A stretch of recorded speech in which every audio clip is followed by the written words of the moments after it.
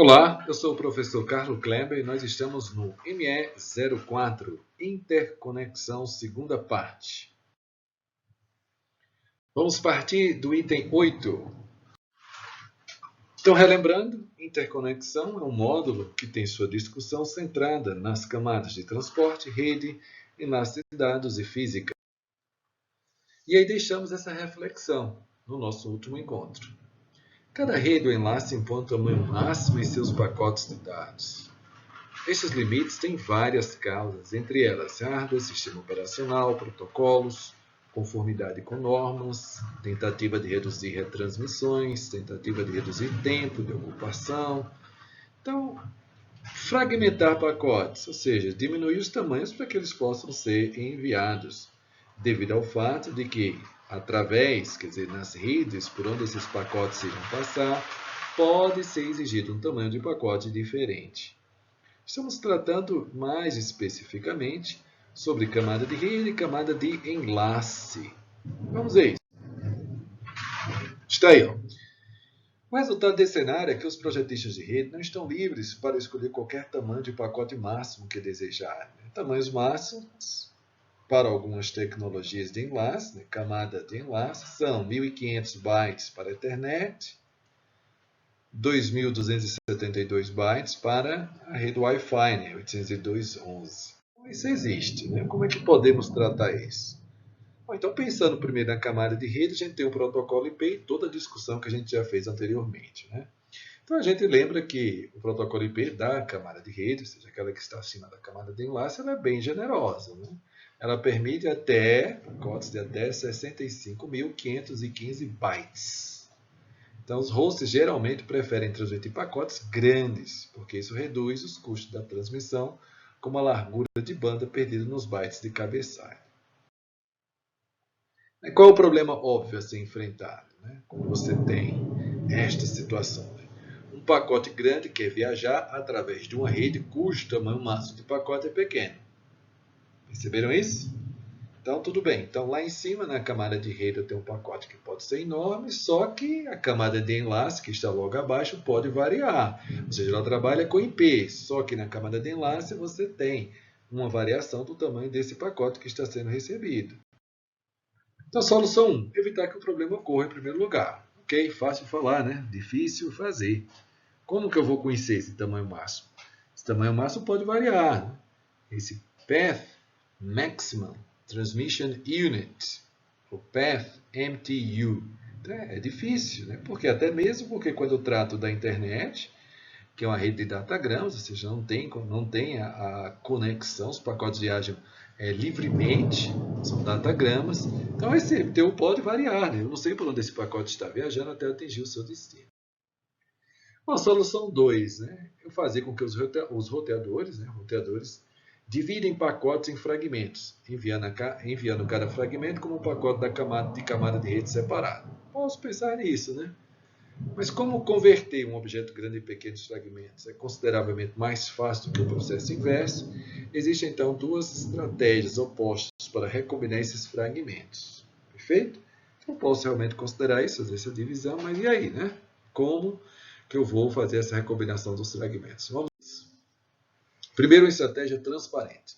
Tornar a fragmentação causada por uma rede de pequenos pacotes transparente a quaisquer redes subsequentes. Quando o pacote superdimensionado chega ao roteador, G1 ele divide em fragmentos. G1, primeiro roteador. Cada fragmento é dirigido ao mesmo roteador de saída, G2, e esses fragmentos são então recombinados. Redes subsequentes não estão nem mesmo cientes de que isso aconteceu. Ok, aí está o exemplo. Precisei fragmentar, não tem problema, vou fragmentar, tal, diminuir o tamanho do pacote, devido à questão da camada de enlace, né, que me impõe um tamanho máximo de pacote ou de quadro diferenciado, mando para o mesmo roteador, quer dizer, o mesmo roteador de saída, ele recombina, manda novamente, recombina. Então, você veja que esse processo pode acontecer em vários pontos da rede. Simples, mas tem problemas. Informação adicional, roteador de saída, né? Deve saber quando recebeu todos os fragmentos. Tem restrição de rotas, não posso encaminhar para qualquer roteador de saída. Tenho que encaminhar aqueles fragmentos para o mesmo roteador de saída, senão como é que ele vai remontar, correto? Então, existe um custo que está associado, que é a quantidade de trabalho, essa recombinação desses fragmentos. E, obviamente, posso ter desperdício, né? Parte desse trabalho também pode ser desperdício, pois o pacote pode passar por uma série de redes em pequenos pacotes e precisará ser repetidamente fragmentado e remontado. Bom, a segunda estratégia não é transparente, né? Eu vou me abster de fazer essa recombinação em qualquer roteador intermediário. Uma vez que ele tenha sido fragmentado, o destino resolve esse problema para mim. Parece fácil também, né? A remontagem é executada somente no host destino. A principal vantagem da fragmentação transparente é que exige menos trabalho dos roteadores. Os fragmentos, contudo, devem ser renumerados, né? Para que eu possa saber quem é que é o primeiro, quem é que é o segundo e assim por diante. O IP funciona assim, de forma geral. Está aí, ó. Vou dividir uma vez, manda embora. Dividir uma vez, manda embora. Quando chegar no destino, eles são, então, remontados. Bom, cada fragmento IP, né, ele deve possuir o número do pacote original, o número do primeiro fragmento tem que existir nesse pacote para saber que parte eu estou, né, que fragmento é esse, e um sinalizador indicando se esse pacote é o último, né, para fechar o pacote original. Os fragmentos são recebidos, mesmo se chegam fora de ordem, está tranquilo, né, dado que eles são numerados. Os fragmentos podem também ser fragmentados, não tem problema, e as retransmissões, se todos os fragmentos não são recebidos, né, podem ser fragmentados, não tem problema nenhum. Finalmente, os fragmentos podem ser de tamanho arbitrário, até um único byte. Muito bem, está aí um exemplo numérico, né? Então veja esse pacote aqui em cima da figura, né? Letra A, o pacote inteiro. Então veja, ele tem um packet number 27, ou seja, ele é o pacote 27 da origem. O primeiro fragmento deste pacote, né, é o fragmento 0. Ele é um pacote inteiro, né, ou seja, é um fragmento que é um pacote, por isso que ele está sinalizado com o 1, ou seja, ele é o último, ele é o primeiro e também é o último nesse caso.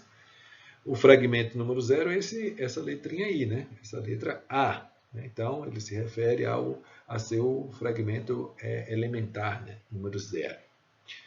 Pois bem, aí vamos imaginar, letra B, houve uma fragmentação. Então, esse pacote agora se divide em dois. Então, o primeiro fragmento dele, são dois fragmentos constituindo ele. O primeiro fragmento, 27, de novo, né, porque se refere àquele pacote original. Ele contém o fragmento elementar 0, né, que é essa letrinha A, né, que aparece.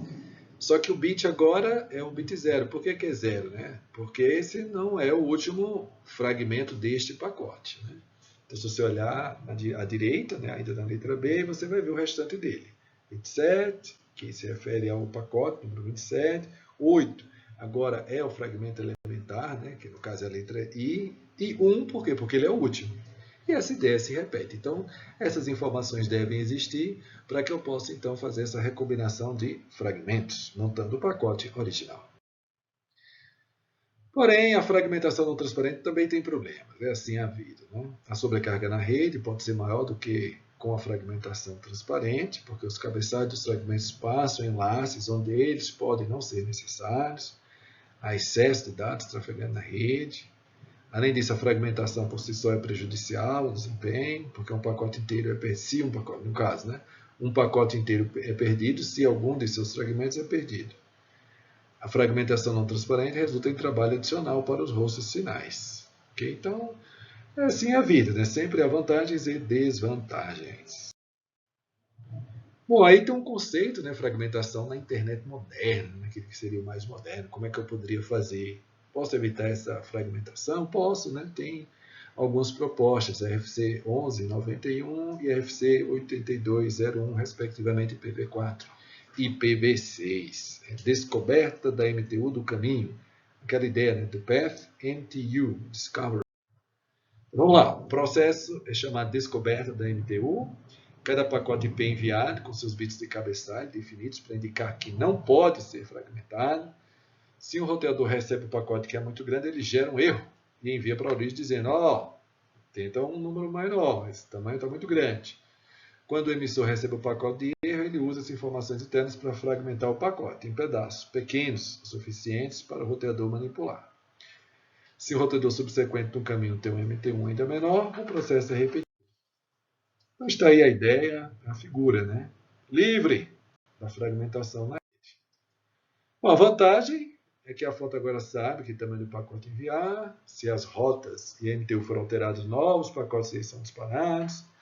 Veja que a fragmentação ainda é necessária, só que agora considerando origem e destino.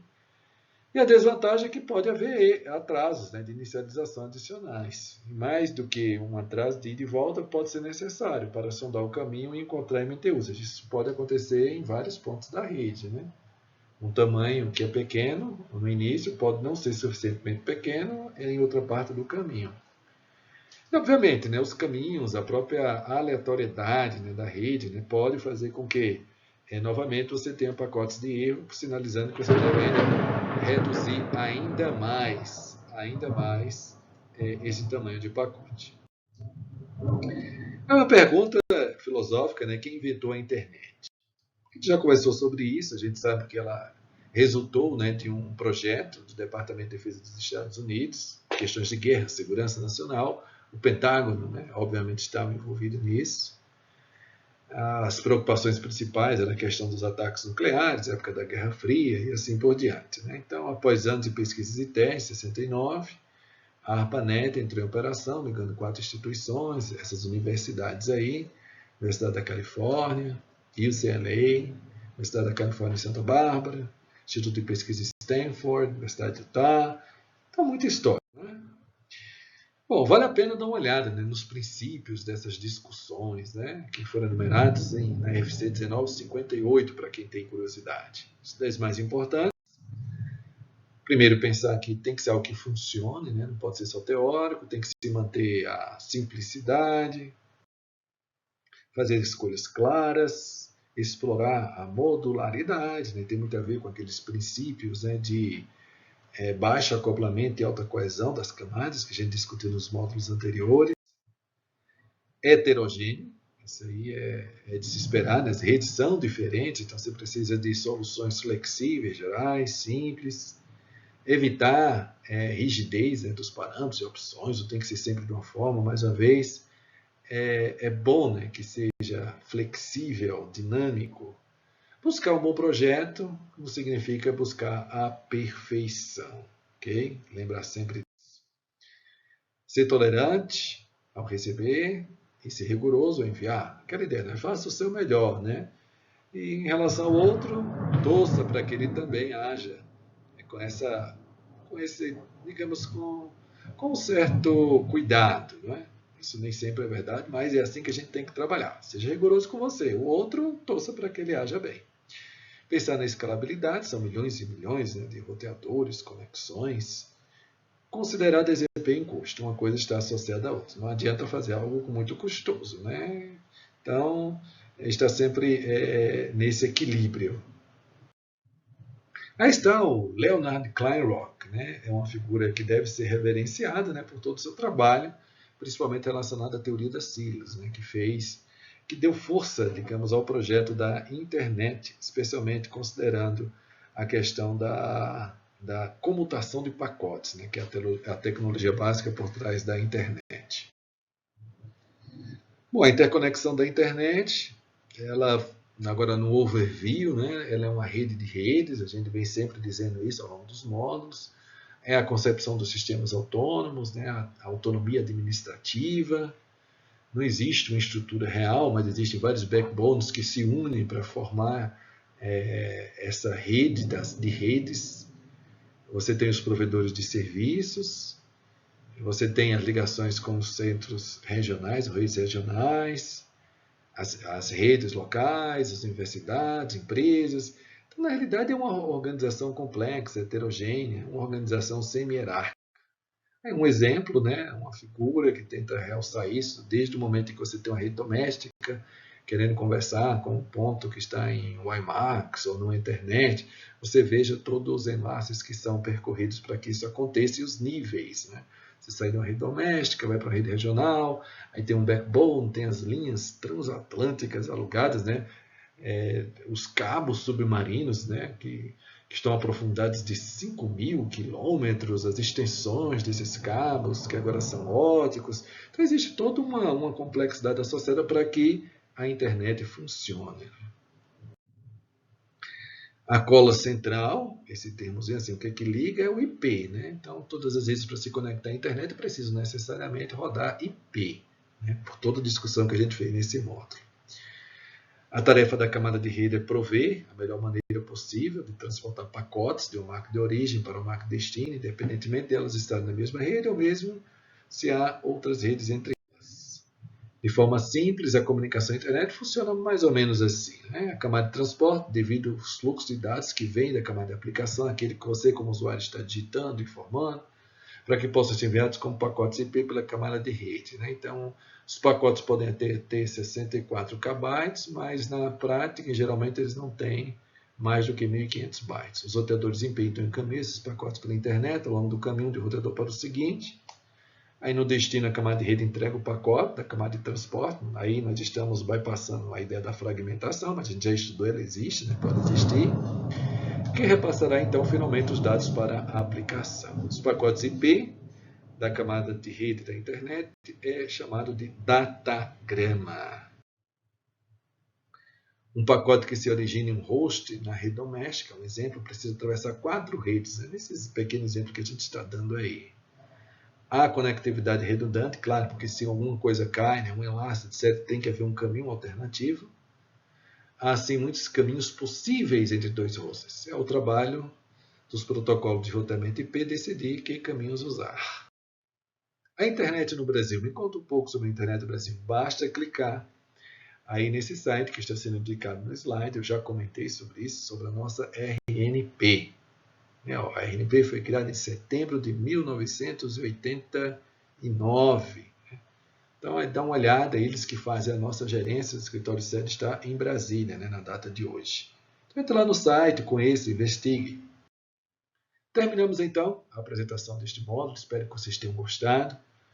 Está no assunto rede de computadores, o tema foi interconexão, os slides estão disponibilizados nesse site, tem uma lista de exercícios lá para você realizar. Não esquecer do Moodle, onde sempre tem uma atividade lá aberta, né? Ou quase sempre aberta, né? Respeitando os períodos de tempo de execução para que você faça a atividade. Aí está a nossa referência, Tanibal, Frozen, Kuroz. Juntos somos melhores. Espero que vocês tenham gostado. Até o nosso próximo encontro. Um grande abraço. Fiquem com Deus.